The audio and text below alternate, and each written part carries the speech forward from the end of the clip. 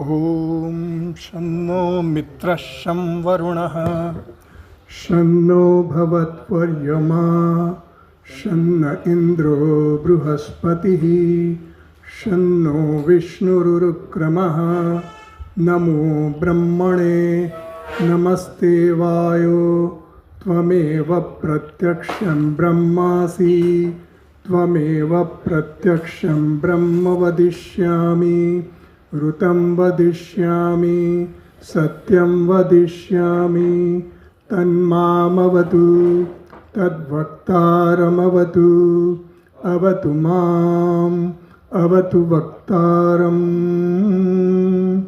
ॐ शान्ति शान्ति शान्तिः। ॐ सहनाववतु सहनौ भुनक्तु सह वीर्यं करवावहै तेजस्विनावधीतमस्तु मा विद्विषावहै। ॐ शान्ति शान्ति शान्तिः। ॐ यश्छन्दसा वृषभो विश्वरूपः छन्दोभ्योऽध्यमृतात् सम्बभूव समेन्द्रो मेधया स्पृणोतु अमृतस्य देवधारणो भूयासं शरीरं मे विचर्षणं जिह्वा मे मधुमत्तमा कर्णाभ्यां भूरिविश्रुवं ब्रह्मणः कोशोऽसि मेधया पिहितः श्रुतं मे गोपाय। ॐ शान्ति शान्ति शान्तिः। ॐ अहं वृक्षस्य रेरिव कीर्तिः पृष्ठं गिरेरिव ऊर्ध्वपवित्रो वाजिनीव स्वमृतमस्मि द्रविणगुं सवर्चसं सुमेधा अमृतोक्षितः इति त्रिशङ्कोर्वेदानुवचनम्। ॐ शान्ति शान्ति शान्तिः। ॐ पूर्णमदः पूर्णमिदं पूर्णात् पूर्णमुदच्यते पूर्णस्य पूर्णमादाय पूर्णमेवावशिष्यते। ॐ शान्ति शान्ति शान्तिः। ॐ आप्यायन्तु ममाङ्गानि वाक्प्राणश्चक्षुश्रोत्रमथो बलमिन्द्रियाणि च सर्वाणि सर्वं ब्रह्म उपनिषदं माहं ब्रह्म निराकुर्यां मा ब्रह्म निराकरोत् अनिराकरणमस्त्वनिराकरणं मे अस्तु तदात्मनि निरतेय उपनिषत्सु धर्मास्ते मयि सन्तु ते मयि सन्तु। ॐ शान्ति शान्ति शान्तिः। ॐ वाङ् मे मनसि प्रतिष्ठिता मनो मे वाचि प्रतिष्ठितम् आविराविर्म एधि वेदस्य मआणीस्थः श्रुतं मे मा प्रहासीः अनेनाधीतेन अहोरात्रान् सन्दधामि ऋतं वदिष्यामि सत्यं वदिष्यामि तन्मामवतु तद्वक्तारमवतु अवतु माम् अवतु वक्तारमवतु वक्तारम्।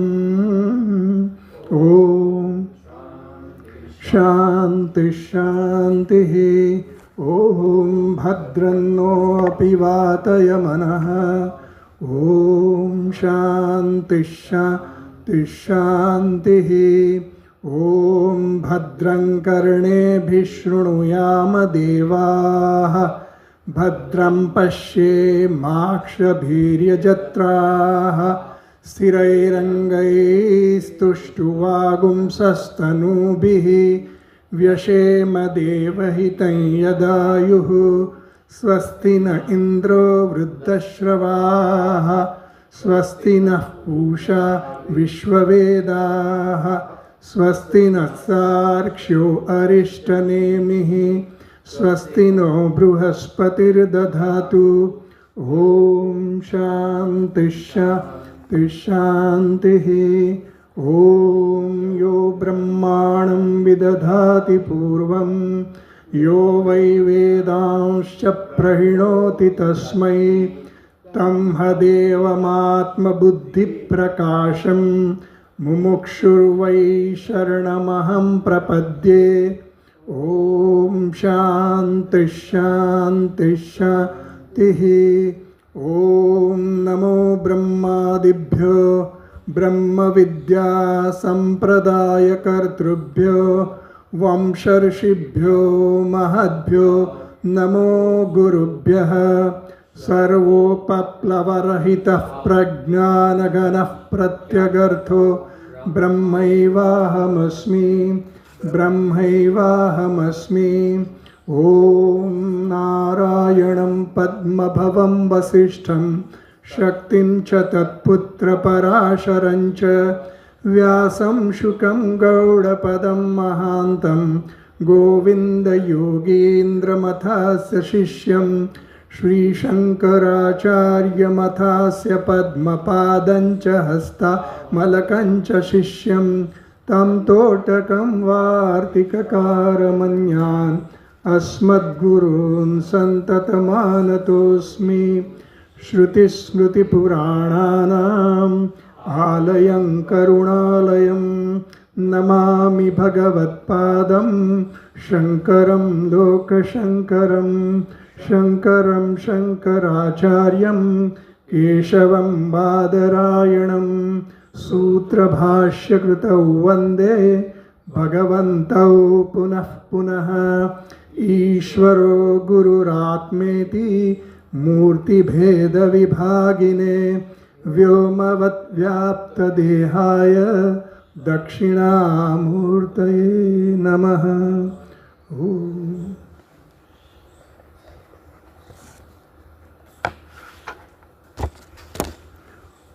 ॐ सरस्वती नमस्तुभ्यं ॐ सरस्वती नमस्तुभ्यं वरदे कामरूपिणी वरदे कामरूपिणी।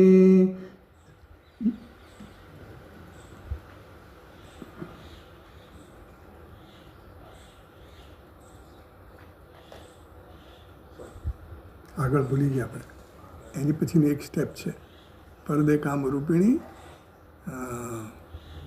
વિદ્યારંભં કરિષ્યામિ વિદ્યારંભં કરિષ્યામિ સિદ્ધિર્ભવતુ મે સદા। ગુરુર્બ્રહ્મા ગુરુર્વિષ્ણુઃ ગુરુર્દેવો મહેશ્વરઃ गुरुरेव परं ब्रह्म तस्मै श्री गुरवे नमः।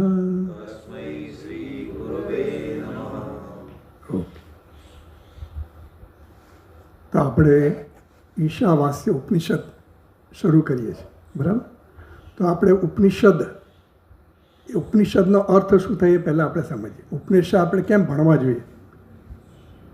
તમે લોકો અહીંયા ભણવા કેટલા વખતથી ભણતા હશો ને? ઉપનિષદ શા માટે ભણવા જેવું ખ્યાલ આવે? આપણે ઉપનિષદ કેમ ભણીએ છીએ?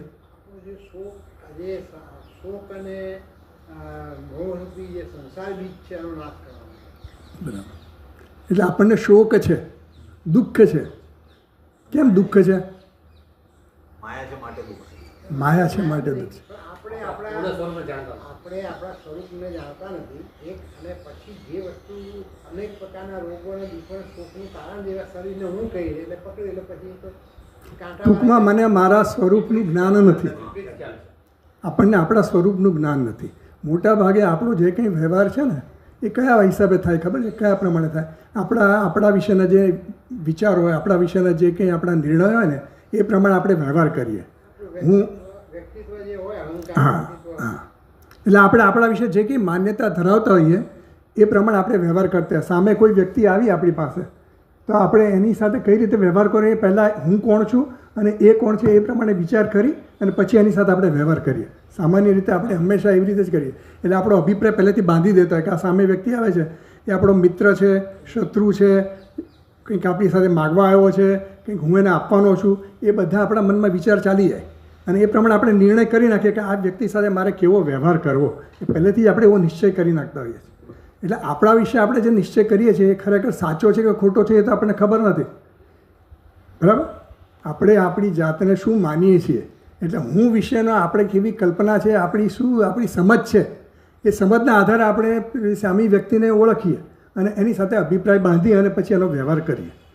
એટલે હું વિશેની આપણી ઓળખાણ શું છે એ હંમેશા બદલાતી જતી હોય. દરેક વ્યક્તિ સામે આવે ને એ પ્રમાણે આપણી હું વિશેની ઓળખાણ પણ બદલાઈ જાય. મારો મિત્ર આવે તો મારી ઓળખાણ એના મિત્ર તરીકેની થાય, શત્રુ આવે તો શત્રુથી થાય, કોઈ સેલ્સમેન આવે તો મારે એની સાથે અમુક રીતનું વર્તન થાય, કોઈ મહાત્મા આવે તો એની સાથે મારું અમુક રીતનું વર્તન થાય. એટલે દરેક વ્યક્તિ સામે કઈ રીતે આવે છે એ પ્રમાણે હું વ્યવહાર કરું. એટલે જગતના કોઈ પણ પદાર્થો પણ છે એ પદાર્થો સાથે પણ હું વ્યવહાર કરું તો કેવી રીતે કરું? પહેલાં હું મારી કઈ રીતની ઓળખાણ છે એ સમજું, હું કોણ છું એ સમજું, હું જરૂરિયાતવાળો છું, મારે કંઈક જોઈએ છે, મારે કંઈક પ્રાપ્ત કરવાનું છે, મારે કંઈક ભોગવવું છે, અત્યારે મારી પાસે આ નથી એટલે મારે આ લેવાનું છે, પરચેસ કરવાનું છે. એમ મારો બધો જ વ્યવહાર જે છે ને દુનિયામાં એ બધા મારી પોતાની કઈ રીતની ઓળખાણને જરૂરિયાત છે એ પ્રમાણે થાય. અને સામેની વસ્તુઓ જે છે, પદાર્થ છે, જગતનો પદાર્થ, નામ રૂપ જે કંઈ પણ છે એની સાથે પણ હું વ્યવહાર કરીશ તો કેવી રીતે કરીશ? એ મને કઈ રીતે ઉપયોગી થશે, મને એમાંથી કંઈ લાભ મળવાનો છે કે નુકસાન થવાનું છે? જો નુકસાન થવાનું છે તો એનાથી દૂર ભાગીશ, કંઈક ફાયદો થવાનો છે તો એને પકડવા દઈશ, કાં તો એની સાથે એને મિત્રતા કરીશ એની સાથે. એમ આપણો પહેલો વ્યવહાર કેવો છે? દુનિયાનો અને મારો એ બે વચ્ચેનો વ્યવહાર કેવો થાય છે? મારી પોતાની ઓળખ અને જગતની ઓળખ. જે જગત છે, જે વ્યક્તિઓ છે, પદાર્થો છે, નામરૂપવાળા જે કંઈ પદાર્થો છે એની સાથે મારો વ્યવહાર કેવો થાય? મારી ઓળખાણ જેવી છે એ રીતે થાય અને મારી એ પદાર્થ વિશેનો જેવી પણ લાગણી હોય, જેવો પણ મારો જેવી માન્યતા હોય, જેવી મારી સમજ હોય એ પ્રમાણે હું એની સાથે વ્યવહાર કરું. સામાન્ય રીતે આપણે એવી રીતે કરીએ. બરાબર? તો હવે આપણો વ્યવહાર આપણે પોતાના વિશેની જે ઓળખ છે, પોતાના વિશેની જે સમજ છે અને જગતની વિશેની પણ જે સમજ છે, નામરૂપવાળું જે જગત છે એમાં મનુષ્યો આવી ગયા, પક્ષીઓ આવી ગયા, બધું જ આવી ગયું, જળ પદાર્થો પણ આવી ગયા, કારણ કે આપણે વિષયો સાથે પણ સંપર્ક કર્યા જ કરતા હોઈએ છીએ અને એની સાથે આપણો વ્યવહાર ચાલુ જ હોય. તો એ બધો જ વ્યવહાર આપણે જે કરીએ છીએ એ જગતના પણ નામરૂપ છે. એની જે કંઈ આપણી સમજ છે એ મને સુખ આપશે, એમાંથી મને કંઈક મળશે, કાં તો એ મને દુઃખ આપશે, તો મારે એનાથી કેમ દૂર હટવું, એને કેમ ટાળવું, એ મારા મનમાં વિચારો ચાલતા જ હોય અને એવો નિશ્ચય કરીને જ પછી જ હું એની સાથે વ્યવહાર કરું છું.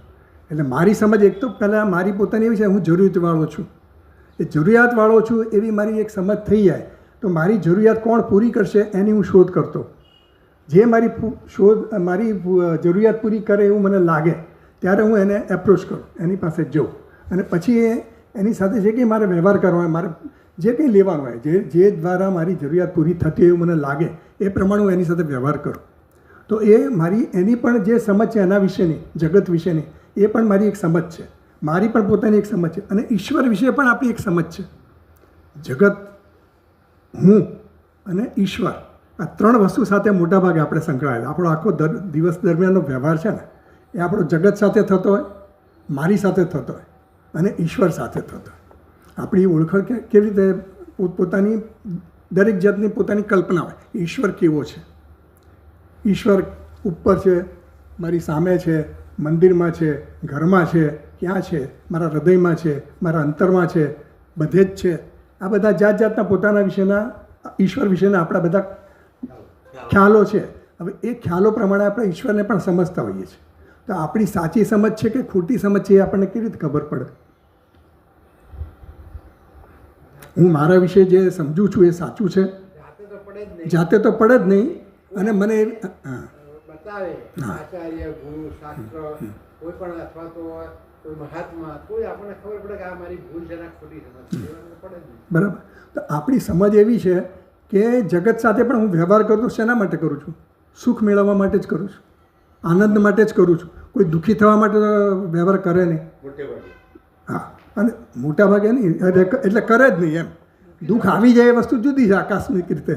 આપણે સમજ એવી ખોટી પડી જાય કે ભાઈ મને આ સુખ આપશે, આ મારો મિત્ર છે મને સુખ આપશે, આ વસ્તુ મને સુખ આપશે, પણ આપણી જે સમજ છે એ સમજ ખોટી પણ પડે.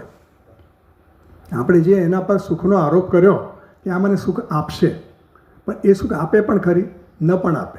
કોઈ પણ વસ્તુ આપણે લઈએ, નોકરી કરીએ, ભણીએ, બધું જ કરીએ. આપણે અત્યાર સુધી ભણ્યા, અત્યાર સુધી આપણે નોકરીઓ કરી, જે કંઈ કર્યું એ બધું શેના માટે કર્યું? સુખ માટે જ કર્યું. પણ હવે એનો હિસાબ આપણે માંડીએ ને, એનો સ્ટોક લઈએ ને, સ્ટોક, તો આપણને ખબર પડે કેટલું સુખ મળ્યું. દુઃખ જ વધારે મળ્યું. દુઃખ જ મળ્યું, બરાબર. તો આપણને જ્યારે એવું સમજ પડે કે આમાંથી તો મને સુખ મળતું નથી, દુઃખ જ મળે છે, તો આપણે એવું સુખ શોધીએ કે ભાઈ જે સુખ હંમેશા ટકાઉ રહે. પેલું સુખ મળે, ધારો કે ગુલાબજાંબુ ખાધા અને સુખ મળ્યું, કેટલું સુખ મળ્યું? એક ગુલાબજાંબુથી મળ્યું, બે ગુલાબજાંબુથી મળ્યું, ત્રીજા ગુલાબજાંબુથી થોડું ઓછું મળ્યું. એટલે પેલો સ્વામીજી કહે ને ડિમિનિશિંગ રિટર્ન. આ નિયમ એવો છે કે જેમ જેમ તમે ભોગવતા જાઓ ને એમાં એનો પછી એનો આનંદનો જે માત્રા છે ને ઓછી થતી જાય, ઘટતી જાય. તો આ સુખ જે છે એ બધા જ વિષયોના સુખ છે. મિત્ર સાથે પણ આપણું સુખ કેટલા વખત ટકાઉ નથી હોતું. મિત્રો આપણા કેટલા બદલાઈ ગયા. આપણે નાના હતા બાળપણમાં ત્યારે મિત્રો જુદા હતા, સ્કૂલમાં આવ્યા જુદા થયા, પછી આપણે કોલેજમાં ગયા જુદા થયા, નોકરી કરવા ગયા ત્યાં જુદા થયા, આપણે ક્યાંક કોઈક આપણા સમાજમાં ગયા ત્યાં આપણા મિત્રો જુદા થયા. કોઈ મિત્ર સ્થાયી રહ્યો કોઈ નથી રહેતા. એમ દુનિયાની જગતની કોઈ પણ વસ્તુ આપણે થોડી પરીક્ષા કરીએ ને કે આપણે કેટલી જગ્યાએ આપણે કેટલા બધા આરોપો કર્યા કે આ મને સુખ આપશે, આ મને સુખ આપશે, પૈસો મને સુખ આપશે, એમ સમજી અને આપણે જ્યારથી ભણવાનું શરૂ કર્યું ને ત્યારથી આપણામાં એવા સંસ્કાર હતા જ કે મારે પૈસો મેળવીશ તો જ સુખ છે. કારણ કે હું જોતો આવ્યો છું દુનિયામાં કે મોટાભાગનો વ્યવહાર પૈસાથી થાય છે. અને પૈસાથી શું થાય છે? તો પૈસાથી મને જે સુખની પ્રાપ્તિ હું સમજું છું એ વસ્તુ હું મેળવી શકું છું. સુખથી મને શું મળે છે? હા, વિષયોની પ્રાપ્તિથી મને શું મળે છે? સુખ મળે છે. એવો મારો નિશ્ચય થઈ ગયો છે. પપ્પાને જો, મમ્મીને જો, આખી દુનિયાને જો, ગમે ત્યાં હું જોઉં, આ બંધ થઈ ગયું ને, ગમે ત્યાં હું જોઉં તો પાવર ગયો.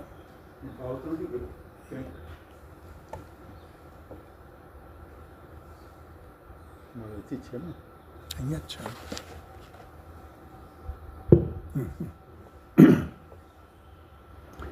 એટલે દુનિયા સાથે આપણે જે કંઈ પણ વ્યવહાર કરતા હોઈએ એ બધા વ્યવહારમાં આપણે વિચાર કરીએ તો દરેક વ્યવહારની પાછળ આપણે સુખની અપેક્ષાથી જ આપણે વ્યવહાર કરીએ છીએ. આપણા મિત્રો કર્યા અને બધું જ કર્યું એ બધા પાછળનો આપણો વ્યવહાર જે છે એની પાછળનો હેતુ શું છે? સુખ પ્રાપ્તિનો. પણ આપણે કોઈ દિવસ એવું તપાસ્યું નથી કે આ જે સુખ મને મળે છે એ કેવું સુખ છે અને મારી અંદરની આંતરિક જે જરૂરિયાત છે એ કયા પ્રકારના સુખની છે એ આપણે કોઈ દિવસ વિચાર કર્યો નથી. અને એવો વિચાર કરવાનો આપણને મોકો પણ મળ્યો નથી, અવકાશ નથી મળ્યો. એવું આપણને કંઈ સમજવા પણ નથી આવ્યું કે આપણે એવો વિચાર કરવો જોઈએ. જેમ ગાડીઓ પ્રવાહ છે એમ ગાડીના પ્રવાહમાં આપણે ચાલતા હોય, બધા ભણે એટલે આપણે ભણીએ, કોઈ એન્જિનિયર થયો તો આપણે એન્જિનિયર થઈએ, કોઈ ડૉક્ટર થયો તો આપણે ડૉક્ટર. બધા થવાની પાછળ પહેલાં તો આપણું લક્ષ્ય શું હોય કે હું પૈસા કમાઉં, કારણ કે પૈસામાં સુખ છે.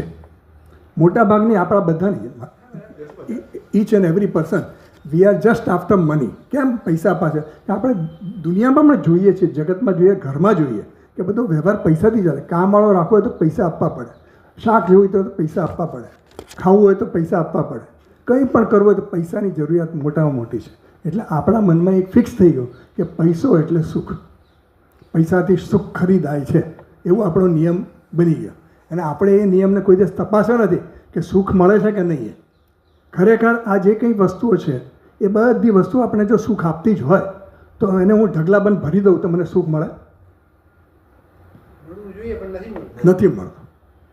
ધારો કે હું ગુલાબજાંબુમાં સુખની આરોપ કરું છું કે મને મારી આશા છે કે સુખ ગુલાબજાંબુમાંથી મળે છે, તો એક ગુલાબજાંબુ ખાવ તો એક સુખ મળ્યું, એક માત્રાનું. બે ગુલાબ ખાવ તો બે માત્રાનું મળવું જોઈએ, 3નું 3. એમ જેટલા ગુલાબજાંબુ ભેગા કરું એટલું સુખનો વધારો થવો જોઈએ ને. એ નથી થતો.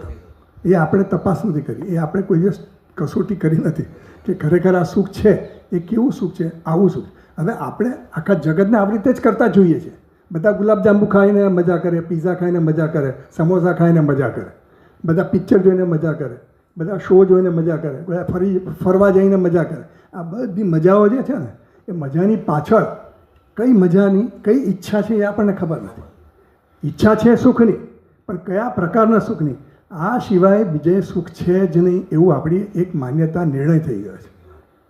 હવે આપણા જેમ કહે ને કે મનુષ્યાણામ કશ્ચિત યતથી સિદ્ધે, ભગવાન એમ કહે કે મને પ્રાપ્ત કરવા માટે ભાગ્યે જ કોઈક હજારોમાંથી પ્રયત્ન કરે, હજારોમાંથી, બરાબર. હવે આપણે તો સત્સંગમાં આવીએ છીએ, પહેલાં આપણે સત્સંગમાં નહોતા આવતા. પહેલાં આપણે જે પ્રવૃત્તિમાં હતા એ પ્રવૃત્તિ કઈ હતી? બધી સુખ મેળવવાની જ પ્રવૃત્તિ. કોઈ દુઃખી થવા માટે તો કોઈ પ્રયત્ન ગાંડો માણસ એ ન કરે, પણ સુખી થવા માટેની જે કંઈ પ્રયત્ન આપણા હતા એ બધા પ્રયત્ન કઈ દિશામાં તે આપણને ખબર નથી.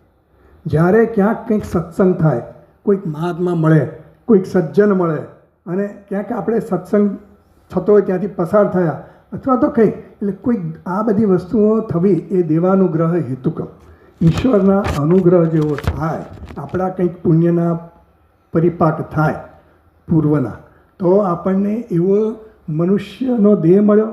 અને એ દેહ મળ્યા પછી આપણને આવી ઈચ્છા થવી કે ભાઈ મારે કંઈક આ સુખ જોઈએ છે પણ આ જે કંઈ છે બરાબર નથી, એવું વિચાર આવવો. અને એ વિચાર આવવા માટે કંઈક મહાત્માનો સંગ થવો, એ બધું થવું, અથવા તો કંઈ પુસ્તકમાંથી મને વાંચવા મળ્યું, આવું કંઈ પણ થાય એ અકસ્માત થતો હોય, એ ઓચિંતાનો થતો હોય. અને એ થવા માટે એમાં કંઈક કોન્ટેક્ટનો પ્રોબ્લેમ, એ થવા માટે આપણા ઉપર કંઈક ઈશ્વરની કૃપા હોય તો જ થઈ શકે. અને ઈશ્વરની કૃપા એ શું છે?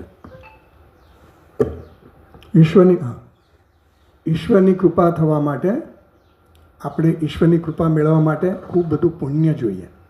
મહાત્માઓ પ્રાપ્ત થવા માટે ખૂબ જ પુણ્ય જોઈએ. તો આપણે એટલા નસીબદાર છીએ કે આપણને એટલું તો સુલભ થયું છે, બરાબર. સત્સંગે સુલભ થયો છે, મહાત્માઓ પણ સુલભ થયા છે. અને આપણું હવે આ તરફ આપણું ધ્યાન પણ ગયું છે કે આપણો એવો નિશ્ચય થયો છે કે ખરેખર આ બધું ભણવું જોઈએ, આ બધું જાણવું જોઈએ. જ્યાં સુધી મને ખબર જ નથી કે આ સિવાય દુનિયાવી સુખ સિવાય બીજા કંઈ સુખ છે કે આનાથી વિશિષ્ટ કોઈ સુખ છે, એવી જ્યાં સુધી મને ખબર જ નથી ત્યાં સુધી એના માટે પ્રયત્ન કરવાનો નથી, એ તરફ જવાના નથી, કોઈ નથી જવાનું. એટલે આ તો આપણા પુણ્યના પરિપાક રૂપે જ આપણને પ્રાપ્ત થયું છે.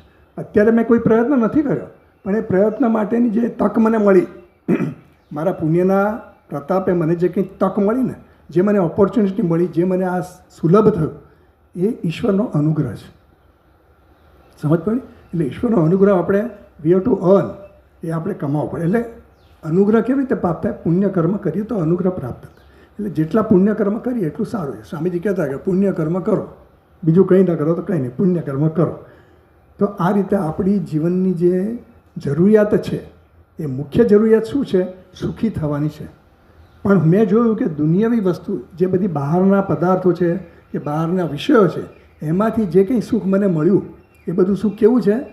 અનિત્ય સુખ છે, નિત્ય સુખ નથી, ટકાઉ સુખ નથી. હું વિચાર કરું અથવા તો જ્યારે સત્સંગમાં જાઉં ત્યારે વિચાર કરું, કાં તો કંઈ વાંચું કે તમે જે દુનિયાવી સુખની માગણી કરો છો, એનો આગ્રહ રાખો છો, એની પાછળ પડ્યા છો, પણ એ બધા સુખ ટકાઉ નથી, સ્થાયી નથી. આજે છે અને બીજી ક્ષણે રહેશે કે નહીં ખબર નથી. સમજ પડી? તો હવે આપણે એ વિચાર કરવાનો કે જો આવું સુખ નથી જ તો પછી સુખ ક્યાં હશે? એવું થવું જોઈએ ને આપણે. એ વિચાર કરો પછી આપણને થાય કે જો એવું સુખ નથી તો એવું સુખ છે ખરું? જ્યારે આપણે સત્સંગ કરીએ, શાસ્ત્રનો કોઈક આપણો પરિચય થાય ત્યારે ખબર પડે કે એવું સુખ એ તારું સ્વરૂપનું સુખ છે, બરાબર. તારી જરૂરિયાત કેવી છે? આત્યંતિક દુઃખ નિવૃત્તિ.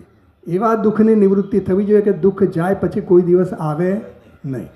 અને એવા સુખની છે કે જે આવ્યા પછી જાય નહીં, બરાબર. એટલે આવ્યા પછી જાય નહીં એવું સુખ આપણને જોઈએ, એટલે કે નિત્ય સુખ જોઈએ. તો એ સુખ ક્યાંથી મળશે એની શોધ આપણે કરવા માંડીએ. એના માટે આપણે ગંભીરતાથી જરા વિચાર કરીએ કે આ બધું તો ઠીક છે. એટલે મુંડક ઉપનિષદમાં કહ્યું ને, પરીક્ષલોકાન કર્મચિતાન બ્રાહ્મણો નિર્વેદમ આયાત. એટલે બ્રાહ્મણ એટલે કે કોઈ પણ વિચારશીલ વ્યક્તિ હોય ને, એ વિચાર કરતો થઈ જાય કે આટલા બધા મેં આખી જિંદગી આટલું બધું કર્યું, 50 વર્ષ 60 વર્ષ કર્યું, પણ આ કરતાં કરતાં મને મળ્યું શું? બધાને કેટલી બધી મદદ કરી, ઉછેર્યા, છોકરાઓને ઉછેર્યા અને એને પરણ્યા અને બધું જ કર્યું, એમને પણ સેટ કરી દીધા, બધું જ કર્યું. પણ અલ્ટિમેટલી મને મળ્યું શું? એમાંથી સુખી થયો હું? કોઈક વાર સુખી લાગુ, કોઈક વાર દુઃખી થયો. મારું દુઃખ જતું નથી. ભલે સુખ મળે છે આપણને, આ જે દુનિયાવી સુખ મળે છે ને આપણા, એ બધા સુખ કેવા છે? દુઃખ મિશ્રિત છે.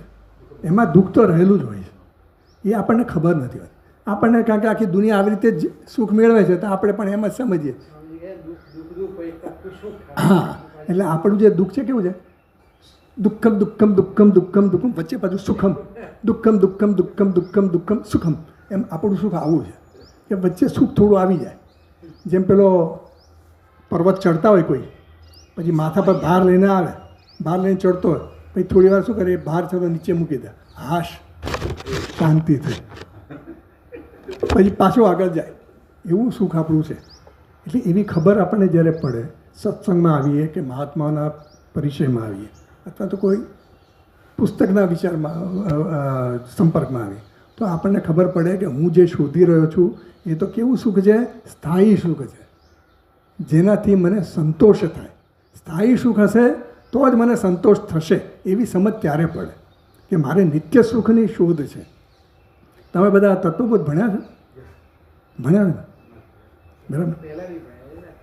હા, તો તત્વબોધમાં આવે છે ને, નિત્યાનિત્ય વસ્તુ વિવેક. બરાબર. વિવેક કોને કીધું? નિત્ય વસ્તુ અને અનિત્ય વસ્તુનો વિવેક કરવો. કઈ વસ્તુ નિત્ય છે, કઈ વસ્તુ અનિત્ય છે, એનો વિવેક થવો જોઈએ. બરાબર. તો વિવેક થવો એટલે શું? વિવેક થવો એટલે વિચાર થવો. વિવેક થવો એટલે કોઈ પણ વસ્તુ ભેગી થઈ ગઈ અને જુદી પાડવી. બરાબર. અત્યારે આપણું સુખ છે કેવું છે? દુઃખ મિશ્રિત સુખ છે. તો આપણે સાચા સુખને ઈચ્છીએ છીએ અને સાચું સુખ મળતું નથી, એના માટે આપણે વિચાર કરીએ કે આ સાચું સુખ નથી, આ સુખ છે એવું લાગે છે, સુખનો આભાસ છે, સુખ નથી. કારણ કે જો સુખ હોય જ, એમાં જો સુખ હોય તો એ તો સ્થાયી સુખ જ હોવું જોઈએ. સુખ કંઈ અલગ અલગ ન હોય. સ્થાયી સુખ ને અસ્થાયી સુખ એવું સુખ હોય જ નહીં. અને એ સુખ કોનું સ્વરૂપ છે? એ મારું સ્વરૂપ છે. એવું જ્યારે મને સમજાય, ત્યારે સમજાય જ્યારે હું ગુરુ પાસેથી શાસ્ત્રોનું ઉપદેશ ગ્રહણ કરું, એના વિશે હું કંઈક સમજું કે મારી જે જરૂરિયાત છે આત્યંતિક દુઃખ નિવૃત્તિની અને નિત્ય સુખ પ્રાપ્તિની, એ ક્યાંથી મળશે? એ મારા સ્વરૂપના જ્ઞાનથી મળશે.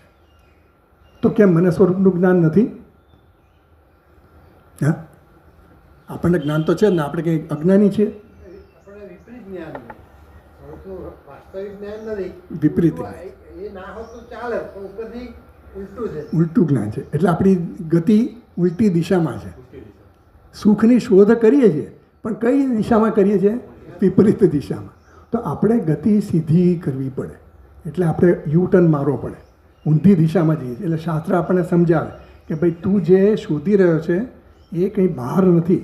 આપણે જે અત્યારે દુનિયામાં જે શોધી રહ્યા છે ને, એ અપ્રાપ્તની પ્રાપ્તિ છે. જે મારી પાસે નથી એને હું પ્રાપ્ત કરવા માગું છું. કેમ માગું છું? સુખ સેવા, સુખ માટે. પણ શાસ્ત્ર જ્યારે સમજાવે કે તું જે પ્રાપ્ત કરવા માગે છે એ બધું બાહ્ય વિષયો છે અને એમાંથી સુખની કોઈ પણ સંભાવના નથી, એવું જ્યારે નક્કી થાય, એવો નિશ્ચય આપણો થાય, ત્યારે પછી આપણે વિચાર કરીએ એવું કેમ છે. પછી શાસ્ત્ર જ્યારે સમજાવે કે ભાઈ તું જો જે સુખ મળે છે એ કેવું છે? એ તો જળમાંથી આવતું સુખ છે. તે એની પર આરોપ કર્યો છે. સુખ તો આત્માનો સ્વભાવ છે, એ તો તારો સ્વભાવ છે, તું સચ્ચિદાનંદ સ્વરૂપ છે, એવું જ્યારે કહે આપણને, ત્યારે આપણને સચ્ચિદાનંદ સ્વરૂપ, હું ક્યાંથી સચ્ચિદાનંદ સ્વરૂપ? હું આનંદ સ્વરૂપ. તો આનંદના ફુવારા મારામાંથી ઉડવા જોઈએ ને, કંઈ આનંદ તો દેખાતો ને. હું તો માથા પર હાથ દઈને બેઠો જ હોઉં છું જ્યારે હોય ત્યારે, કે આ થયું, કેમ આવું થયું, આ કેમ આવું થયું. મને તો દુઃખ જ દુઃખ લાગે. સુખ મારો સ્વરૂપ તો એમ કેમ? તો મારું સ્વરૂપ સુખ છે. આ જગતનું સ્વરૂપ શું છે? તો પછી આ દુઃખ સ્વરૂપ છે જગત. તો કે ના, જગતનું મૂળ સ્વરૂપ પણ સુખ સ્વરૂપ જ છે. ઈશ્વરનું સ્વરૂપ સુખ સ્વરૂપ છે, એ મને સમજાય કે આ ઈશ્વર સુખ. એટલે હું બધા આપણે મંદિરમાં જઈએ કે આપણે ઈશ્વરની પ્રાર્થના કરીએ, પૂજા કરીએ, બધું કરીએ, એની પાછળનો હેતુ શું? સુખ છે. ભગવાન પાસે જઈને મંદિરમાં જઈએ ત્યારે શાંતિ લાગે, આમ સંતોષ થાય. રોજ સવારના આપણે પૂજા કરીએ, કંઈ પણ પાઠ કરીએ, સંતોષ લાગે, આપણે શાંતિ લાગે, ગમે આપણને. તો એ કેમ ગમે છે? કારણ કે સુખ આપણને ગમે. સુખ ન હોય તો આપણને ગમે, દુઃખ માટે તો કોઈ પ્રયત્ન કરીએ જ નહીં. તો આપણને ગમે છે. કેમ ગમે છે? કારણ કે ઈશ્વર આપણને ગમે છે. આપણે ઈશ્વર માટે એક એવો આમ નિર્ણય કરી લીધો છે, ઈશ્વર એટલે સુખ. ઈશ્વર દુઃખ હોય જ નહીં. એ આપણો નિર્ણય. પણ જગતમાં સુખ છે એ અનુભવ જ્યારે આપણને થાય છે ને ત્યારે આપણે એને પછી નકારી નાખીએ છીએ કે એ સુખ નથી આપતું. બરાબર? તો આપણે એ સુખ નથી આપતું એ ખબર પડી તો સુખ ક્યાં છે એ આપણને સમજ પડવી જોઈએ. હવે એના માટે આપણી શોધ ચાલુ થાય તો એના માટે આપણે શોધ કરતાં કરતાં કંઈક બધા કોઈકને પૂછીએ કંઈક, જેમ વિવેકાનંદ સ્વામી રામકૃષ્ણ પરમહંસ પાસે ગયા અને પૂછ્યા કે તમે ઈશ્વરને જોયો? જેની પાસે પણ જાય એને પૂછે તમે ઈશ્વરને જોયો છે? તમે ઈશ્વરને જોયો? કોઈ કે ઈશ્વરને જોયો તો મને તમે બતાવી શકો? તો કે ના, બતાવી ન શકે. તો પછી શું કામનું? જો તમે ઈશ્વરને જોયો હોય અને મને એના દર્શન ન કરાવી શકો તો મારે શું કામનું? તમારી પાસે ગમે એટલા પૈસા હોય અને મારે અહીંયા જરૂર હોય તો તમે મને આપો તો કામનું, તમે ન આપો તો મને શું કામનું? બરાબર ને? મારી જે જરૂરિયાત એ તમે પૂરી કરો તો મને તમે ઉપયોગી થાવ.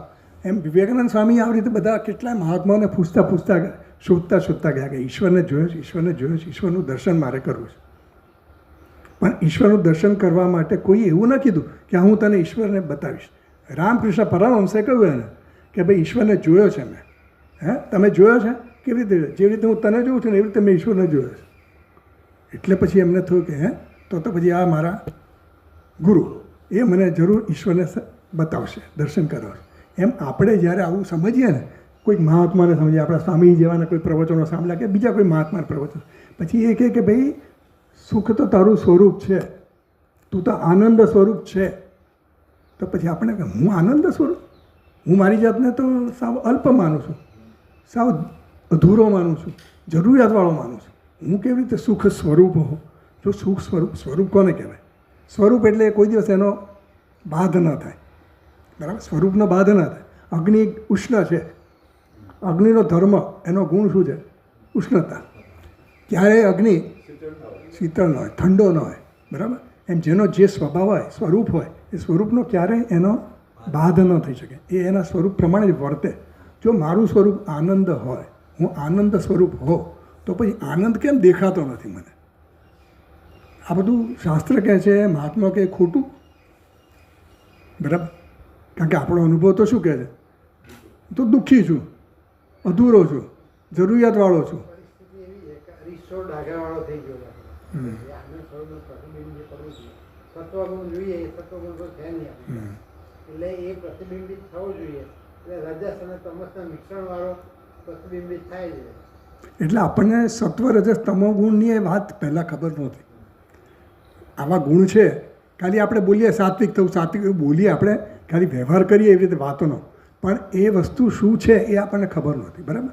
આ તો આપણે ગીતાને એ બધું ભણ્યા ત્યારે આપણે સત્વગુણને, રજોગુણને, તમોગુણ શું એની ખબર પડી. હજી આપણી જેટલી પણ ખબર છે એ બુદ્ધિના સ્તરે છે, પણ એ આપણા વ્યવહારના સ્તરે હજી આવી નથી. જે વસ્તુ આપણે વ્યવહાર કરવામાં કામ આવે ને એ જ આપણે ઉપયોગી છે. જો જ્ઞાન બધું હોય પણ આપણે બુકમાં ને બુકમાં, પુસ્તકમાં ને પુસ્તક, જેમ કે ને પુસ્તક હસ્તા વિદ્યા અને પરહસ્તગતમ ધનમ, એ આપણને શું કામનું? એ આપણને આપણા તાકડે કામમાં આવે તો જ કામનું ને, આપણા હાથમાં હોય એ કામનું. એમ આ જ્ઞાન ભલે આપણા મન બુદ્ધિમાં હોય, આપણે ભણ્યા બધું, નિત્યાનિત્ય વસ્તુ વિવેક. વસ્તુ નિત્ય જે છે અને અનિત્ય કઈ છે એ બેનો મારે એનું સેપરેશન, બેની વચ્ચેનો વિવેક કરવો જોઈએ. તો હવે દુનિયાની જે કંઈ પદાર્થો છે, દુનિયાના જે કંઈ વસ્તુઓ છે, એ બધી વસ્તુ કેવી છે એનો મારે જરા એની પરીક્ષા કરવી પડે. કેવી રીતે કરવાની? નિત્ય છે, અનિત્ય છે. આ વસ્તુ સ્થાયી સુખ આપશે. નિત્ય એટલે કઈ રીતે નિત્ય? આપણે સુખની, નિત્ય એટલે સુખની જ ઈચ્છા છે આપણે. નિત્ય એટલે કંઈ ધન નિત્ય છે કે બીજું નિત્ય છે એવી રીતે નહીં. ભાઈ ચાલો ધન તો નિત્ય છે, હું જેવું છે એ મેં ભોગવ્યું કર્યું છે, એ રીતની વાત નથી. નિત્ય એટલે અનંત. નિત્ય એટલે એનો અંત પણ નથી, એવું નિત્ય. આપણે જે નિત્યની વાત કરીએ છીએ ને એ કેવું નિત્ય છે? એ હંમેશા માટે નિત્ય જ છે, એમાં અનિત્યતા આવ્યો હોય જ નહીં. એમ આ જે ધારો કે મેં વિષયોમાંથી ભોગવ્યા, એ ભોગવામાંથી જે મને સુખ મળ્યું એ સુખ કેવું છે? નિત્ય છે કે અનિત્ય છે? અનંત નથી, એટલે અનિત્ય. અનિત્ય છે, અનંત નથી, અંતવાળું. આજે મને ચા પીવાથી જે સુખ મળ્યું, બરાબર, હવે એ સુખ 2 ચા, 3 ચા, 4 ચા એ સતત વધતું જવું ને? નથી વધતું. અને એ ક્યાં સુધી સારું લાગે? થોડો વખત સારું લાગે, પછી પાછો એનો કંટાળો આવે કે હવે ચા બહુ પીધી, જવા દે, હવે નથી પી. બરાબર? પછી પાછો થોડા વખત પછી પાછી આપણે એની ઈચ્છા થાય, એટલે પાછું આપણે એવું મનમાં નક્કી જ કરેલું કે ચા એટલે સુખ, એટલે ફરી વાર બીજો કપ 2 કપ ચા પી લઈએ. એમ આપણે બધા જ એવી ધારણાથી જ કામ કરીએ છીએ કે આમાં સુખ છે, આમાં સુખ છે. જ્યારે શાસ્ત્ર એમ કહે છે કે આ દુનિયાના બધા પદાર્થો કેવા છે? જડ છે. કેવા છે? જડ છે. જડ છે એટલે શું? કોઈ હેતુ લક્ષ્ય નથી. ના, હેતુ તો આપણો શરૂ કરે છે ને આપણને. એમાંથી કંઈ મળી શકે એમ નથી. પોતે પોતાની ઓળખ આપી નથી શકતો ને બાજુવાળાને ના ઓળખે, આ ટેબલ આ ટેબલને ના ઓળખે. એટલે જડ વસ્તુમાં સુખ હોઈ ન શકે. એ આનંદ આપવાની એનામાં સંભાવના જ નથી. આપણે ખાલી એનામાં આનંદ છે એવો આરોપ કરી અને પછી એ વસ્તુ મારા માટે ભોગ્ય છે, હું ભોગતા બનું છું, અને ભોગતા અને ભોગ્ય જ્યારે એક થઈ જાય, જ્યારે એ ભોગ મને ચા મને મળી અને એનો જે આનંદ થયો, એટલે ભોગતા અને ભોગ્યનો જે એકતા થઈ ને, ઐક્ય થયું ને, એનો આનંદ છે આપણે.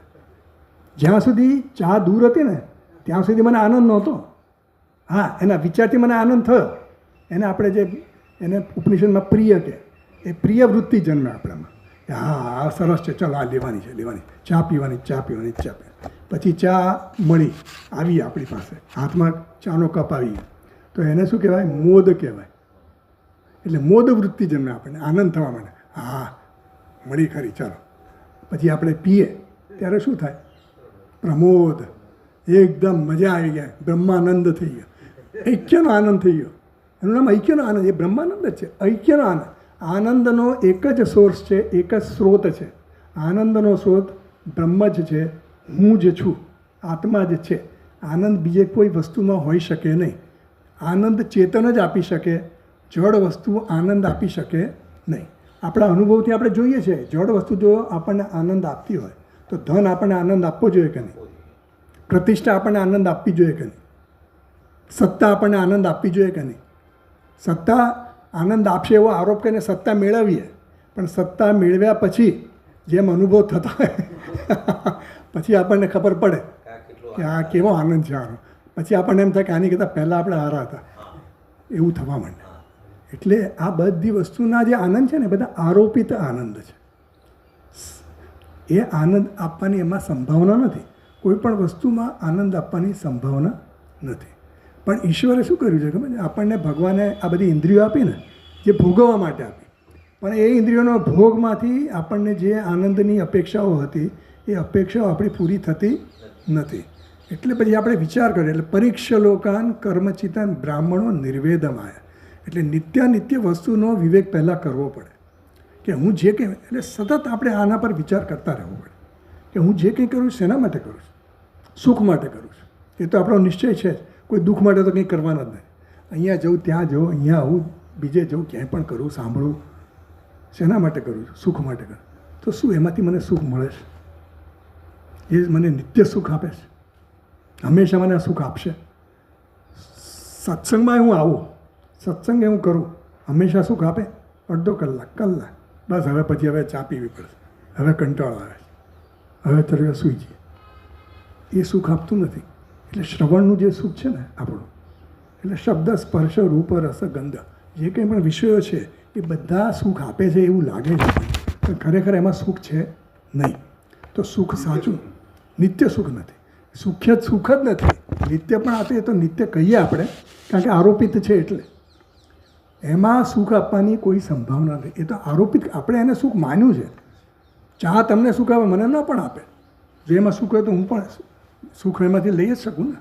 ચા સુખ મને આપે, તમને ન પણ આપે, તમને આપે, મને ન પણ આપે.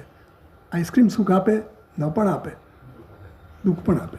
એટલે આ બધી વસ્તુ દુનિયાની તમે, એટલે વિવેક ત્યાં કરવાનો છે કે હું જે કંઈ પ્રાપ્ત કરતો આવ્યો, હવે હું વિચાર કરું કે જે કંઈ પણ મને પ્રાપ્ત થયું, જે કંઈ પણ મેં ભેગું કર્યું અને જેની પાછળ મેં આટલી બધી આગળ જીવન મેં પસાર કર્યું, અને જે કંઈ મેં હવે એની આપણે સ્ટોક લઈએ ને, ચલો સ્ટોક લઈએ, કેટલું થયું, કેટલું સુખ વધ્યું અને કેટલું સુખ ઘટ્યું, દુઃખ કેટલું વધ્યું, સુખ કેટલું વધ્યું, એવું આપણે નિર્ણય આમ એટલે એનો સ્ટોક લઈએ ને તો ખબર પડે કે સુખમાં તો હારું એવું ને એવું જ છે. હજી હું દુઃખી જ છું, મને કોઈ જાતનો સંતોષ થતો નથી. તો પછી આપણને એમ થાય કે સુખ ક્યાં છે? એટલે જ્યારે આપણને આવું તત્વનું જ્ઞાન થાય કે નિત્ય વસ્તુ વિવેક કરો પહેલાં ભાઈ, તમે બધું જે કંઈ કરો છો એ બધું અવિવેકથી થઈ રહ્યું છે. એટલે વિવેક કરવાનો. જો વિવેક થશે તો વૈરાગ્ય જન્મશે. વૈરાગ્ય એટલે શું? ત્યાં તત્વબોધમાં એની વ્યાખ્યા કરે ને, વૈરાગ્ય વિરાગ, ઇહા મૂત્ર ફલભોગ વિરાગ, આ લોક અને પરલોકના સુખમાંથી વૈરાગ્ય. પહેલાં આ લોકનું સુખ મળશે અથવા તો પરલોકનું સુખ મળશે એવી ઈચ્છામાંથી પણ આપણો વૈરાગ્ય થવો જોઈએ. એની પણ આપણામાં ઈચ્છા ન રહેવી જોઈએ. એનું નામ વૈરાગ્ય. આપણો વૈરાગ્ય કેવો હોય? લખોટીના વૈરાગ્ય જેવો. બરાબર? આપણી જરૂરિયાત અત્યારે કે એમાં ઇન્ટરેસ્ટ એની કરતાં મને વધારે મૂલ્યવાન વસ્તુ હોય એટલે ઓછી મૂલ્યવાન વસ્તુનો આપણે ત્યાગ કરીએ, એ આપણો વૈરાગ્ય છે. તો એ વિવેક હોય ને તો જ વૈરાગ્ય જન્મે. અને આ ઉપનિષદો ભણવા માટે વિવેક અને વૈરાગ્ય એ બહુ આવશ્યક વસ્તુ છે. વિવેક નહીં હોય ને તો વૈરાગ્ય જન્મવાનો નથી. ભલે આપણે વાતો કરીએ, વ્યાખ્યા વિવેકની કરી નાખી, વૈરાગ્યની વ્યાખ્યા કરી નાખી, બુદ્ધિમાં સમજ આવી ગઈ આને વિવેક કહેવાય, આને વૈરાગ્ય કહેવાય, પણ એ જ્યાં સુધી આપણા જીવનમાં આપણે આચરણમાં નહીં લાવીએ ને એના માટે વિચાર કરીને આ બધું કરવું પડે. એટલે આપણે કરતા જવું પડશે. અને જેમ જેમ કરીશું ને તો આપણું અંતઃકરણ શુદ્ધિ થશે. કેમ અંતઃકરણ શુદ્ધિ થાય છે? એનાથી દુનિયાના જે કંઈ વિષયો છે એમાંથી મન જ્યારે આપણું આત્મવિચાર ઉપર, આપણા સુખ માટેના વિચાર, સ્થાયી સુખ માટેના વિચાર માટે જ્યારે એકાગ્ર થશે ને, એ તરફ જ્યારે આવશે ને ત્યારે આપણને વિવેક કરવાનું મન થશે. વિવેક કરતાં જઈશું પછી કે આમાં સુખ નથી, આ તો આરોપ છે, આમાં સુખ નથી, લગ્નમાં જવું સુખ નથી, પિક્ચર જોવું સુખ નથી, પાર્ટીઓમાં જવું સુખ નથી, ક્લબોમાં જવું સુખ નથી, એવો આપણો નિશ્ચય થતો જશે. પછી આપણને એમ લાગશે કે નહીં, આ વસ્તુ સુખ આપે છે એવું કહે છે. આપણા ઉપનિષદો જે છે એ આપણને એવી વિદ્યાનું જ્ઞાન કરાવે છે જેથી મને આત્માનું, પોતાના સ્વરૂપનું જ્ઞાન થાય.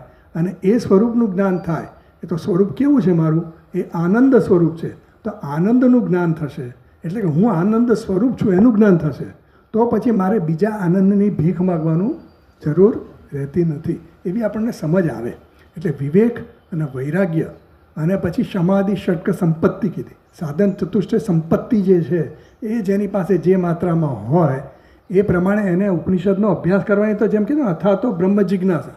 હવે જે બ્રહ્મસૂત્રમાં કીધું કે અતઃ બ્રહ્મ જિજ્ઞાસા, અથ એટલે ત્યાર પછી સાધન ચતુષ્ટય સંપત્તિ પ્રાપ્ત થયા પછી, ત્યારે પછી શું થાય? ત્યારે બ્રહ્મની ઈચ્છા થાય, બ્રહ્મને જાણવાની ઈચ્છા થાય. બરાબર? તો આપણે સાધન ચતુષ્ટય સંપન્ન થવું પડે તો આપણને બ્રહ્મજ્ઞાનની જિજ્ઞાસા થઈ. ચલો આપણે આવ્યા, એ આપણું પુણ્ય છે. આવીને આપણે જેમ જેમ આના પર વર્ક કરતા જઈશું ને, આ બધા જે સાધનો ઉપર વિવેક વૈરાગ્ય જે કીધું ને સાધન, એ વિવેક વૈરાગ્ય પર આપણે ચિંતન સતત ચાલુ રહેવું જોઈએ. એક અંદર આપણા મનમાં સતત એ વસ્તુ રહેવી જોઈએ કે હું શેની પાછળ પડ્યો છું, હું શેના માટે કરું છું, મારી પ્રવૃત્તિ જે કંઈ પણ થઈ રહી છે એની પાછળ શું ઈચ્છા છે મારી ઈચ્છા જ્ઞાન મેળવવાની છે. એ મારો નિશ્ચય થયો, હવે મારે આ જ કરવું, બીજું બધું મેં છોડી દીધું, હવે મારે કંઈ કરવું જ નથી. તો મારો બધો જ સમય શેમાં રોકાય? આ જ્ઞાન પ્રાપ્તિ માટે રોકાય. તો આ જ્ઞાન મને ક્યાંથી મળશે?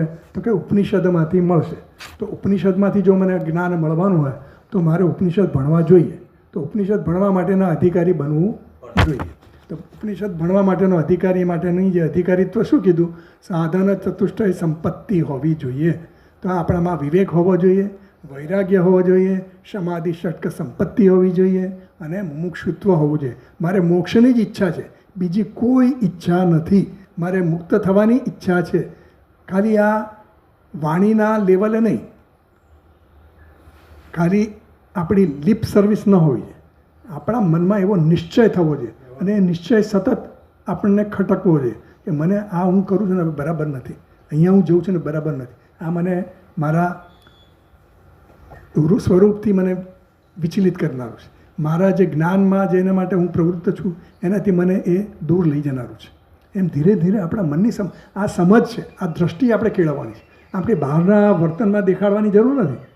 આ દ્રષ્ટિ એટલે કે આપણી સમજ એ આવવી જન્મવી જોઈએ. જન્મતા એમાં જેમ જેમ વધારો થશે ને એમ આપણું બધું છૂટતું જ જશે. એના માટે પ્રયત્ન કરવાની જરૂર નહીં રહે. કારણ કે જે આપણને ખબર છે 100 રૂપિયાની નોટ અહીંયા પડી છે અને 500ની ત્યાં પડી છે, તો આપણે પહેલાં કઈ નોટ પકડવા જઈએ? આપણને ખબર છે કે એનું મૂલ્ય વધારે, પેલું કોઈ લઈ લે તો વાંધો, પહેલાં હું આ લઈ લઉં. એમ આપણે જ્યારે આનું મૂલ્ય સમજાય ત્યારે પછી આપણે આની પાછળ પ્રવૃત્તિ કરીએ. મોટાભાગની પ્રવૃત્તિ પછી આપણી આના તરફ જ જાય. ધીમે ધીમે પછી આ પ્રવૃત્તિ બધી બીજેથી સંકોચાય અને આપણી પ્રવૃત્તિ આ તરફ આવે. એટલે ઉપનિષદ જે છે એ ઉપનિષદ બ્રહ્મ વિદ્યા એટલે કે આત્મજ્ઞાનની પ્રતિપાદન કરે છે. આત્મજ્ઞાન એટલે મારું જ્ઞાન, આત્મા એટલે હું, મારું જ્ઞાન મને અત્યારે તો છે, બરાબર છે કે નહીં? હું તમને કોઈ આપણને પૂછે કે ભાઈ તમારું નામ શું, તો આપણે કહીએ ભાઈ ફલાણા, મારું નામ આશારામભાઈ, મારું નામ પ્રવીણભાઈ, મારું નામ જયપ્રકાશભાઈ, મારું નામ મનુભાઈ, આપણે કહીએ આપણું. તો તું કોણ ભાઈ, તારો બાયોડાટા આપ. તો આપણે શું કહીએ, આટલા ફૂટ ઊંચો, આટલું મારું વજન, આટલું મારા કલર મારો કેવો, તો કે ગોરો કાળો જે કંઈ હોય એમ બધું આપણે આપણું વર્ણન કરી આપીએ. હું કેવો, તો કે હું તો જો ફલાણા ડિગ્રીવાળો છું, હું ફલાણી જગ્યાએ નોકરી કરીને આવ્યો છું, આમ છું તેમ. એમ હું મારી ઓળખાણ આપું તો કેવી આપું? આવી જ આપું ને. ઉપનિષદ શું કહે છે ખબર? કે તું તારી જે ઓળખાણ આપે છે ને એ ઓળખાણ કઈ છે? એ દુનિયાવી ઓળખાણ છે, સાચી ઓળખાણ નથી. એ તારા શરીરની ઓળખાણ છે, તારી ઉપાધિની ઓળખાણ છે, તારી પોતાની સ્વરૂપની ઓળખાણ આ નથી. તો તારા સ્વરૂપની ઓળખાણ તારે મેળવવી પડે. અને તું દુઃખી થયો છે શેના કારણે છે? તારી જે ખોટી ઓળખાણ છે, તારા વિશેની જે વિપરીત ઓળખાણ છે, એના માટે તારી આ બધી દુઃખની તારી જે બધી અનુભવો છે એ બધા એને કારણે છે. એ આપણને સમજ આવે ને ત્યારે પછી આપણે ઉપનિષદ ભણવાનો વિચાર કરીએ. પછી આપણને એમ થાય ને હવે તો આ જ કરવું છે, હવે બીજું કંઈ કરવું જ નથી. કારણ કે મારે સુખની પ્રાપ્તિ છે, એ મારી જરૂરિયાત છે. અને સુખ આમાંથી જ મળશે. ક્યાંથી? મારા અંતરના આનંદમાંથી, મારા સ્વરૂપના આનંદમાંથી. તો એ સ્વરૂપનું જ્ઞાન મારે મેળવવું છે. એ સ્વરૂપ કેવું છે? સ્વરૂપ તો સચ્ચિદાનંદ સ્વરૂપ છે. એ જ્ઞાન થઈ ગયું એટલે થઈ જાય. મને થઈ ગયું ખબર, સચ્ચિદાનંદ સ્વરૂપ એટલે હું આનંદ છું એવું થાય છે. આપણને નથી થતું. કેમ નથી થતું? કારણ કે પ્રતિબંધો છે ઘણા બધા. આપણું જે સ્વરૂપ છે આનંદ સ્વરૂપ, સચ્ચિદાનંદ સ્વરૂપ છે. ઉપનિષદ કે છે કંઈ ખોટું નથી કહેતી, પણ એ જ્ઞાનનું આપણને આત્મસાત કેમ નથી થતું? કેમ નથી થતું? એનો અનુભવ મને કેમ નથી થતો? કારણ કે એની આડે જે મારું સ્વરૂપ છે ને એની આડે ઘણા બધા પ્રતિબંધો આવી ગયા છે. એ પ્રતિબંધો જ્યાં સુધી હોય ત્યાં સુધી એ સ્વરૂપ બહાર આવી શકતું નથી. એ બિચારું અંદર દબાઈ ગયું છે. તો આપણે એ જે એના અવરોધો છે એ અવરોધોને દૂર કરવા પડે. તો અવરોધોને દૂર ક્યારે કરીએ આપણે? જ્યારે અવરોધોને ઓળખીએ તો ને આપણને ખબર પડી જાય કે આ મને અવરોધ છે. જ્યાં સુધી મને એમ લાગે આ તો વ્યક્તિ સારામાં સારો છે, આ તો બેસ્ટ વ્યક્તિ છે, બસ આને માટે મારે જે કંઈ કરવું એવું કરું. પછી આપણને ખબર કે આ તો લબાડ માણસ છે, આ તો લુચ્ચો માણસ છે, આ તો મારો લાભ લઈ ગયો એવું આપણને થાય. તો આપણને જ્યારે અનુભવ ત્યારે ખબર પડે. તો આપણા માટે ઉપનિષદ જ્યારે એમ કહેતું હોય કે ભાઈ તારું સ્વરૂપ એ સચ્ચિદાનંદ સ્વરૂપ છે, તું આનંદ સ્વરૂપ છે, તું બહાર જે આનંદની ભીખ માગે છે, તું સુખની અપેક્ષાઓ બહારથી રાખે છે, એમાં સાચું સુખ નથી. જે કંઈ સુખ તે બહારથી મેળવું એને જો તારા તપાસ કર, થોડો એમાં વિવેક કર અને પછી સમજ કે સાચું સુખ ક્યાં છે. તારે જોઈએ છે આત્યંતિક દુઃખ નિવૃત્તિ અને નિરતિય સુખ પ્રાપ્તિ. નિરતિશય સુખ એટલે શું? જેનાથી ચડિયાતું બીજું કોઈ સુખ નથી, અતિશય કોઈ એનાથી સુખ નથી. એવું સુખ મારી જરૂરિયાત છે. એ મને સમજ પડે ત્યારે પછી હું એવા સુખની શોધ માટે જાઉં. એટલે ઉપનિષદ મારે ભણવા જોઈએ એવું મને લાગે. અને ઉપનિષદ ભણવા માટે પછી જ્યારે આપણે જઈએ ત્યારે પછી આપણને થોડી સમજ પડવા માંડે કે મારા પ્રતિબંધો કયા છે, મારી આડેના પ્રતિબંધો કયા છે. અત્યારે જે હું કંઈ જાણું છું એ બધું અજ્ઞાનને અંતર્ગત જ છે. મારી ઓળખાણ પણ અજ્ઞાનને અંતર્ગત જ છે. મારી ઓળખાણ સાચી નથી.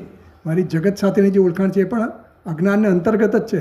મારી ઓળખાણ એવી છે કે જગતમાં વિષયોમાં સુખ છે, ફલાણામાં સુખ છે, આવું છે તેવું છે, આ વ્યક્તિઓમાં સુખ છે.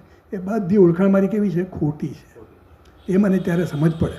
ત્યારે હું જગતના જે નામરૂપવાળા જે કંઈ પદાર્થો છે એની પાછળ મારી જે દોટ હતી, મારા જે પ્રયત્નો હતા, મારો જે સમય હતો, બધી મારી પ્રવૃત્તિ શા હતી? એ સુખ મેળવવામાંથી. એ બધી અટકી જવું. એવો વિવેક થયો મને કે હવે સુખ ત્યાં નથી. સુખ ક્યાં છે? સુખ એ મારા સ્વરૂપનું છે. એ સુખ એ મારું પોતાનું સ્વરૂપ છે. એટલે મારે એ જાણવું જોઈએ. મને ખબર નથી કે એ સુખ છે, પણ મારે એ સુખ કેવું છે અને કેવી રીતે મારું સુખ છે એ મારે જાણવું જોઈએ. આત્મા જે છે એ સુખ સ્વરૂપ છે એ મારે જાણવું જોઈએ.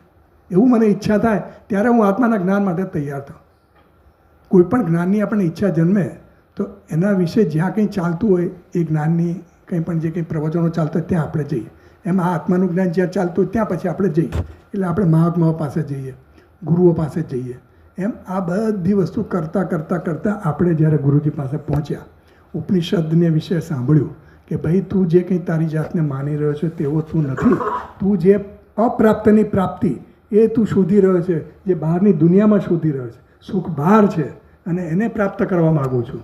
જે સુખ મને અત્યારે નથી અને એ પ્રાપ્ત કરવા માગું છું, એ બધા બહારના પદાર્થોમાં હું શોધું છું, એ ત્યાં નથી. આ તો પ્રાપ્તસ્ય પ્રાપ્તિ છે. આ શું છે? પ્રાપ્તસ્ય પ્રાપ્તિ છે. સુખ તે તારું સ્વરૂપ છે, એ જ તારે પ્રાપ્ત કરવાનું છે. તારા સ્વરૂપને જ પ્રાપ્ત કરવાનું. તો મારા સ્વરૂપને પ્રાપ્ત કરવાનું એ તો પ્રાપ્ત જ છે. તો પ્રાપ્ત કરવાનું ક્યાં રહ્યું? કેમ રહ્યું? કારણ કે મને ભ્રમ છે કે સુખ બહાર છે અને હું સુખ સ્વરૂપ નથી એવો મારો નિશ્ચય છે. એટલે સુખ બહાર જ છે અને સુખ ભોગમાં જ છે, સુખ બધા વિષયોમાં જ છે એવો મારો નિશ્ચય પાક્કો છે. અને એટલા માટે હું બહાર ફાંફા મારું છું. પણ હું કોઈ દિવસ એવી પરીક્ષા કરતો નથી કે એ દ્વારા જે કંઈ મને સુખ પ્રાપ્ત થયું એ સુખ ખરેખર સ્થાયી સુખ છે, ટકાઉ સુખ છે નથી. જ્યારે આપણને ખબર પડી કે મારી આવશ્યકતા, મારી જરૂર કઈ છે? નિત્ય સુખની છે. મારી અંદર સુખ છે એ તો ખબર જ નથી. મારું જે સ્વરૂપ છે એ સુખ સ્વરૂપ છે એ ખબર નથી. એટલે હું સતત ને સતત હા, એટલે એ દુનિયા બધા લોકોને ખબર નથી અને સાયન્ટિસ્ટોને ખબર નથી, બુદ્ધિજીવી માણસોને ખબર નથી. એટલે ત્યાં ચંદ્ર પર સુખ શોધે છે ને, મંગળ પર સુખ શોધે, બધે સુખ જ શોધે. કોઈ દુઃખ થવા માટે તો કોઈ દુઃખી થવા. પેલી સુનીતા ગઈ ત્યાં, બરાબર, શેના માટે ગઈ? સુખ માટે. અહીંયા ત્યાં જઈને સુખ મળશે એ તપાસવા ગઈ. પછી અહીંયા આવીને આપણને કહેશે, પછી પોતાને પણ સુખ થયું કે મેં આવું મેળવ્યું, પછી પ્રાપ્ત થયું એવું થયું ને કે ભાઈ મેં આ કંઈ એચિવમેન્ટ કરી. આમ દરેકે દરેક સિદ્ધિમાં આપણને સુખ દેખાતું હોય છે. પણ કોઈ પણ સિદ્ધિ જે કંઈ પણ આપણે પ્રાપ્ત કરી એ કોઈ સિદ્ધિમાં સુખ જે છે એ ટકાઉ સુખ નથી એવું જ્યારે આપણને ખબર પડે. અને એ ક્યારે પડે? જ્યારે તમે આવો સત્સંગ કે આવા મહાત્માઓના ટચમાં આવો ત્યારે ખબર પડે. એ સિવાય ખબર પડતી નથી. હા, અને એ માટે પણ આપણને દેવાનુગ્રહ જોઈએ, ઈશ્વરનો અનુગ્રહ જોઈએ. અને ઈશ્વરના અનુગ્રહ માટે ખૂબ બધા પુણ્યોનું પણ ફળ રૂપે આપણને મળે.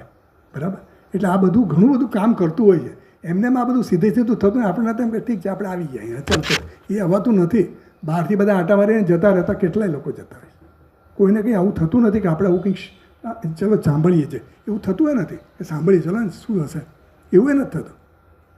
આ તો ધારો કે એવું થાય કે ચલો શું ચાલે જરા જોઈએ તો ખરે, એમ કહીને જાય. એ તો ઈશ્વરની કૃપા હોય તો જ જોવા આવે અને પછી સાંભળે કે આવું પછી એ નથી આવતા.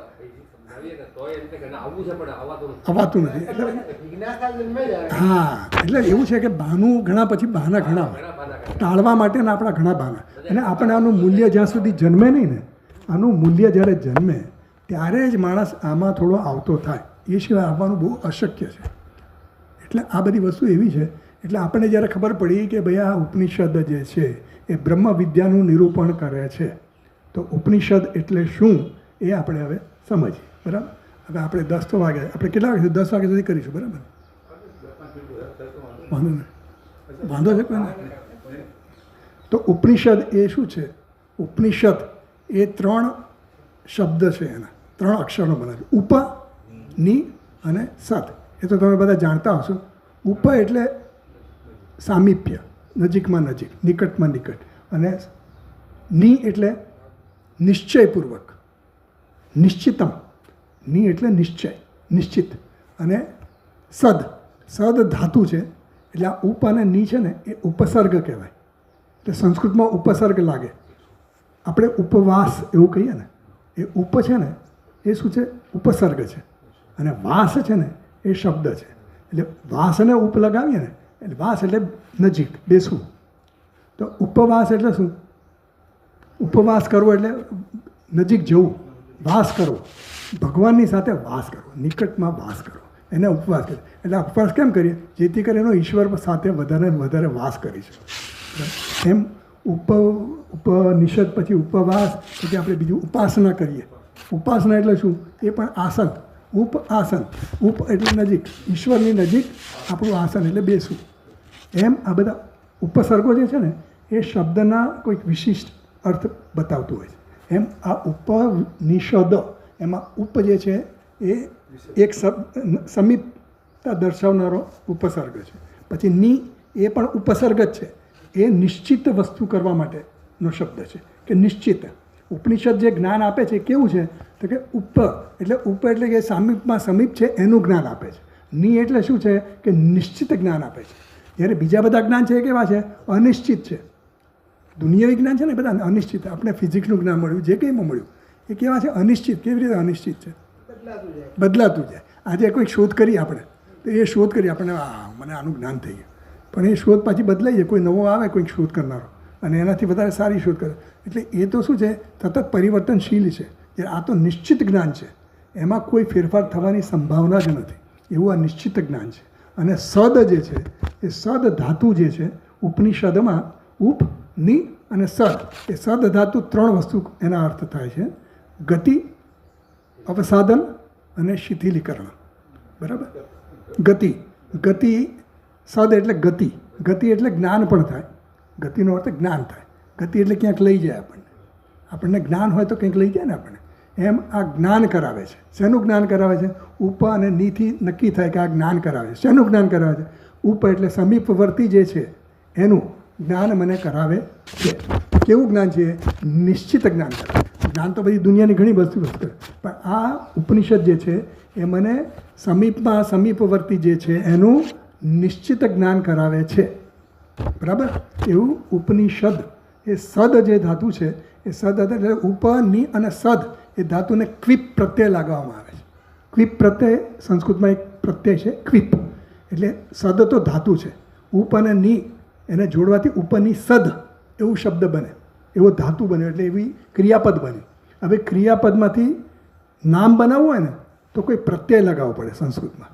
તો આ ક્વિપ પ્રત્યય જે છે ને એ નામ ધાતુમાંથી નામ બનાવી દે. સમજ પડી? એટલે ઉપનિષદ એ ધાતુ છે, અત્યારે ક્રિયા છે. ઉપનિષદ એ ક્રિયાપદ છે. બરાબર? ખ્યાલ આવે તમને? ઉપ, ની અને સદ. એ સદ છે એ ક્રિયાપદ છે. ઉપ અને ની લાગતા એ ઉપનિષદ આખો ધાતુ બન્યો, એ ક્રિયાપદ બન્યું. અને એ ક્રિયાપદ અને પછી પ્રત્યય લાગે જો જ્યારે ક્રિયાપદ કરવાની હોય ત્યારે. જેમ ઉપતિષ્ઠ, ઉપનિવાસ, એ બધા જે શબ્દો છે ને એ રીતે આ ઉપનિષદ એ શબ્દ કેવી રીતે બન્યો? આ ક્વિપ પ્રત્યય લાગે એટલે એમાં કર્તાપણું આવી જાય. ક્વિપ પ્રત્યયનું કામ છે. આમાં જે કોઈ પ્રત્યય લાગે ને પ્રત્યયની એનો પ્રભાવ હોય. દરેક પ્રત્યય જ્યારે આ ક્રિયાપદને લાગે ત્યારે એનો પ્રભાવ હોય, એની કંઈક અમુક એની સૂચન હોય. એટલે એ જ્યારે ક્વિપ પ્રત્યય લગાડવામાં આવે ત્યારે એ કર્તાપણાનો ભાવ એમાં લાવે. એટલે ઉપનિષદ એ શ જે છે ને સનો સદ શ થઈ જાય છે. એ શ એ કોઈક સંધિના નિયમ પ્રમાણે થાય, એમાં આપણે નહીં જઈએ. પણ એ ઉપનિષદ એ નામ બની ગયું. એ કંઈક કરે છે એવું નક્કી થયું. ઉપનિષદ કંઈક કરે છે.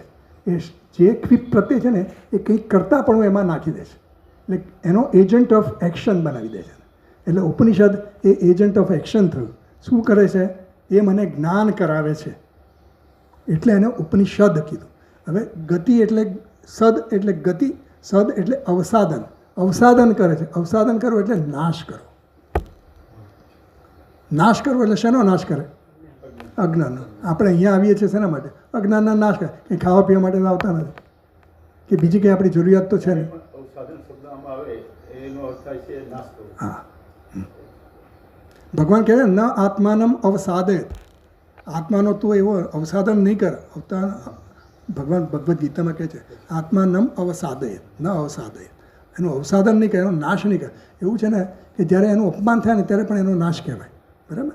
એટલે આપણે આત્માનું અપમાન કરીએ છીએ, કારણ કે જે આત્મા આનંદ સ્વરૂપ છે એ આનંદ સ્વરૂપની ભીખ આપણે આનંદની બહાર માગીએ છીએ. તો એનું અવસાદન થયું ને, એનું અપમાન થયું. કોઈ સામે સ્વામીજી અહીંયા બેઠા ને હું પ્રવચન આપું કેવું લાગે? સ્વામીનું અપમાન થયું. સ્વામીજી કહે ન કરું એ વસ્તુ દીધી છે, પણ એ એમને બાજુમાં બેહાડી રાખું ને હું મારું લગાવી રાખું, ઉપેક્ષા કરે. એટલે એ અવસાદન થયું. અને ત્રીજો અર્થ છે શિથિલીકરણ. શિથિલીકરણ એટલે નબળું બનાવવું, એને ધીમું પડવું, શિથિલ બનાવવું. તો આપણા જે સંસાર વિશેના જે શોક અને મોહ ને એ બધા જે આપણા જે આપણી વૃત્તિઓ છે ને, બધી વૃત્તિઓ, આ બધી વૃત્તિઓ જે દુનિયાવી વૃત્તિઓ છે શોક અને મોહની, એ બધી વૃત્તિઓને ઢીલી પાડે. આ જ્ઞાન શું કરે છે? એ બધી વૃત્તિઓને ઢીલી પાડે, શિથિલ કરે. સમજ પડી? એટલે અવસાદન, પછી ગતિ, અવસાદન અને શિથિલીકરણ.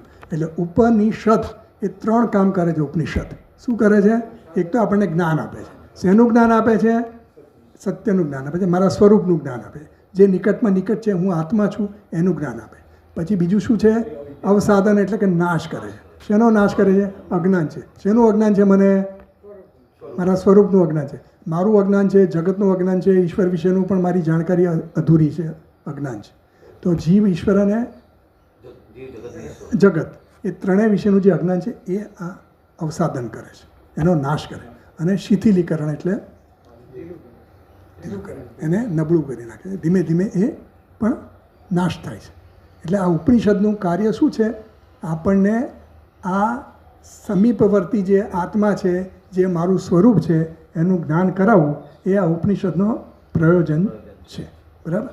શિથિલીકરણમાં જે મને જગત વિશેના મારા જે અત્યાર સુધીના જે મારા વિચારો છે કે સુપ્ત થવાનો છે એનું શિથિલીકરણ થાય. હા, એનું શિથિલીકરણ. જેમ જેમ આપણને સમજ પડવા માંડી, આપણા જે આગ્રહો છે કે આમ જ કરવું જોઈએ, આમ જ થવું જોઈએ, ધીમે ધીમે આપણે જેમ જેમ આપણે ભણતા જઈએ, જેમ તમે પહેલા દિવસે આવ્યા છો ત્યારે તમારા મનમાં જે કંઈ વિચારો હતા એ વિચારોમાં પરિવર્તન આવતા આવતા કેટલી બધી વસ્તુઓ તમને લાગી કે આ બધી વસ્તુ તો મુખ્ય નથી, મુખ્ય વસ્તુ તો આ છે, પેલી વસ્તુ તો ગૌણ છે, હજી છૂટી નથી.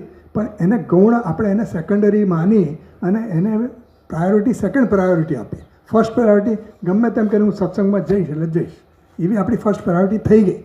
એ ધીમે ધીમે ધીમે પછી એમ લાગે અત્યારે હું કલાક આપું છું, 2 કલાક આપું, 3 કલાક આપું, બીજી વસ્તુ એમને એમ છૂટતી જાય, એને શિથિલીકરણ કહે. એટલે હું એમાંથી ધીરે ધીરે આ તરફ આવતો જઉં છું. ખ્યાલ આવે છે? એટલે આ બહુ મોટું કામ કરે છે ઉપનિષદ. ક્રમ એવી રીતે થાય ને, પહેલા ગતિ એટલે જ્ઞાન પેલા આવે, પછી શિથિલીકરણ ને છેલ્લે અવસાદન. હા, એવું એ થાય. હા, એવું એ થાય. બે અર્થ ટૂંકમાં અર્થ આ જ છે. શિથિલીકરણ એટલે બંધનમાંથી આપણું શિથિલીકરણ થાય. અત્યારે આપણા 1000 જગ્યાએ બંધન હોય.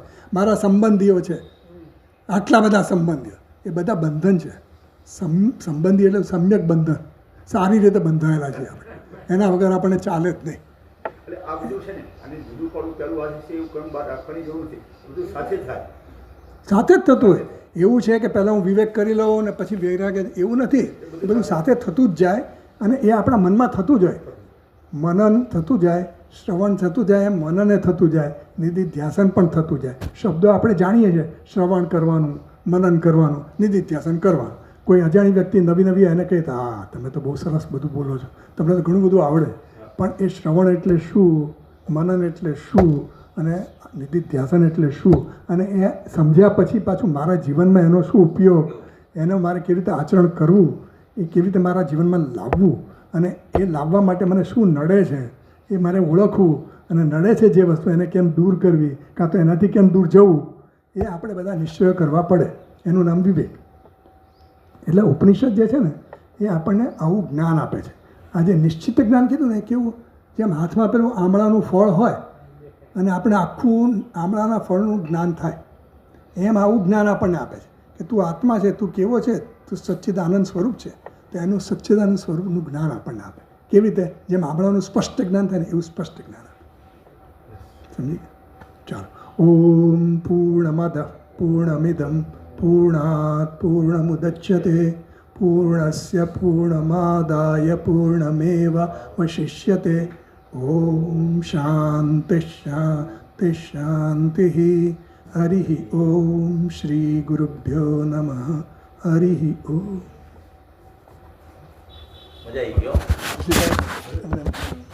ઋષિભાઈને